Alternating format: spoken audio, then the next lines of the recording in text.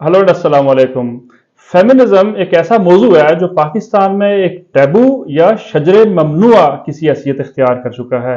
बिलखुसूस जब से औरत मार्च शुरू हुआ है उस वक्त से हुकूक निस्वां के हवाले से पाकिस्तान में एक नई बहस छिड़ गई है।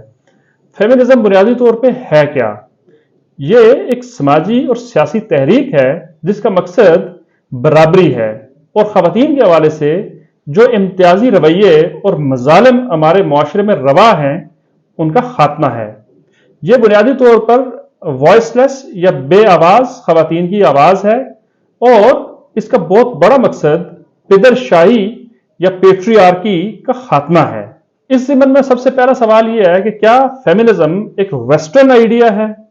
तो फेमिनिज्म को वेस्टर्न आइडिया या मगरबी एजेंडा या लिबरल एजेंडा या मजहब मुखालिफ एजेंडा करार देकर उसको बदनाम करने की कोशिश करना कोई नई बात नहीं है, लेकिन ये सिर्फ वेस्टर्न आइडिया नहीं है बल्कि ये एक आलमी तहरीक है। इट्स अ ग्लोबल मूवमेंट और इसमें इस्लामिक फेमिनिज्म जो है वो भी इस तहरीक का बाकायदा एक हिस्सा है और ये मर्द और औरत की बराबरी की बात करता है और पिदरशाही निज़ाम को चैलेंज करने की बात करता है। हालिया इस्लामी फेमिनिज्म शादी, तलाक और वरासत के हुकूक के हवाले से भी बात करता है, इसलिए इसको सिर्फ वेस्टर्न एजेंडा कह के डिसमिस कर देना यह कोई मुनासिब हिकमत अमली नहीं है।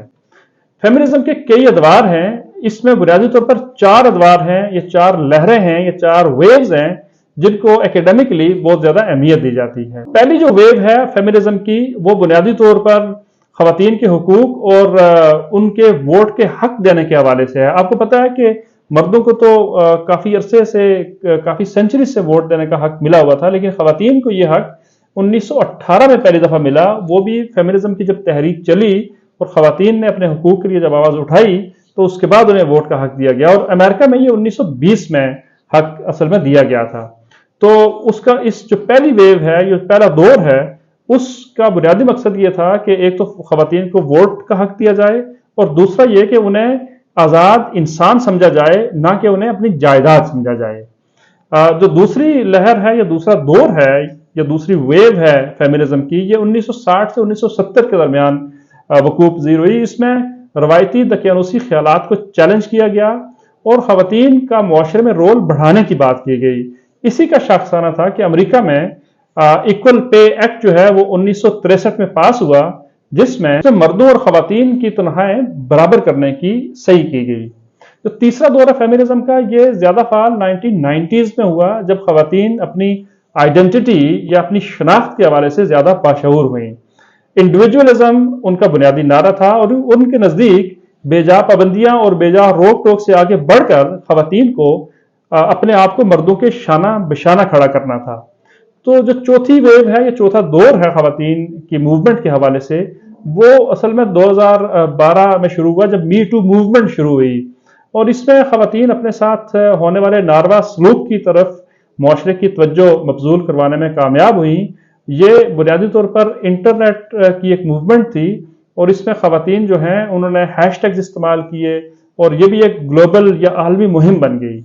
तो हम देखते हैं कि इसमें बहुत सारे जो लोग हैं उन्होंने फिर कन्फेशंस भी किए, ना सिर्फ पाकिस्तान में बल्कि इंडिया में, और लोगों ने बल्कि जो होलियस्ट मकामात हैं मुख्तलिफ मज़ाहिब के, वहाँ पर जो उन्हें जिनसी हरासगी का सामना करना पड़ा उसकी तरफ भी लोगों ने इशारा किया और ख़वातीन ने इशारा किया और इस पर कई स्कैंडल्स भी सामने आए। वाई फेमिनिज्म की हमें क्यों ज़रूरत है?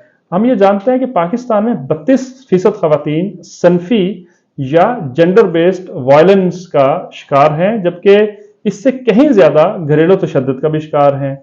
तो ग्लोबल जेंडर गैप इंडेक्स जो है उसमें पाकिस्तान का नंबर टोटल 146 ममालिक में से 142 नंबर पे है। खवातीन के पास सिर्फ 4.5% सीनियर पोजीशंस हैं एग्जीक्यूटिव में। पे गैप बहुत ज्यादा है, मर्दों के मुकाबले में खवातीन को 4 गुना कम तनख्वाह मिलती है। पाकिस्तान में खासतौर पर गांव की जो खवातीन हैं वो अपनी एनर्जी नीड्स के हवाले से बहुत ज़्यादा डिस्क्रिमिनेशन का शिकार होती हैं।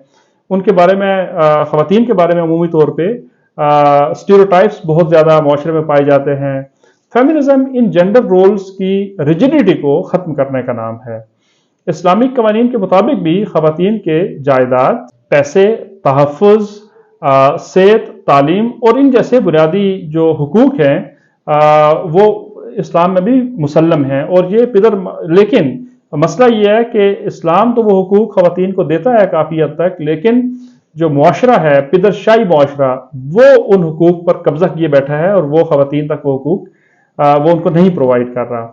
اگر آپ یہ چاہتے ہیں کہ مردوں اور خواتین کی تنخواہیں برابر ہوں، آپ ہر انسان کی صحت، تعلیم، ترقی اور آگے بڑھنے کے حق کو تسلیم کرتے ہیں، اور آپ جنسی ہراسگی کے خلاف ہیں، تو آپ بھی کافی حد تک فیمنسٹ ہیں۔